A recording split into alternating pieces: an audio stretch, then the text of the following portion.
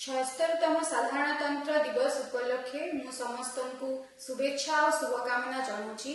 साधारणतंत्र दिवस दिन आमे भारतर संविधान को मानी केमिति गोटे नूतन भारत गठन करने दिगरे सहयोग करने से प्रति ध्यान देवा। बालीगुड़ा प्रशासन तरफ एवं बालीगुड़ा विज्ञापित अंचल परिषद तरफ आनुषंगिक भाव में बस स्टैंड निकटरे थिबा बोटिंग पॉइंट रो शुभारंभ करा जिवो एवं आमर शववाहक गाड़ी रो मध्य सेही दिन उद्घाटन करा जिवो। साधारणतंत्र दिवस परिप्रेक्षी रे मु बालीगुड़ा जनसाधारण को आह्वान करुछि, सरकारी जमी को जबरदखल करंतु नाही।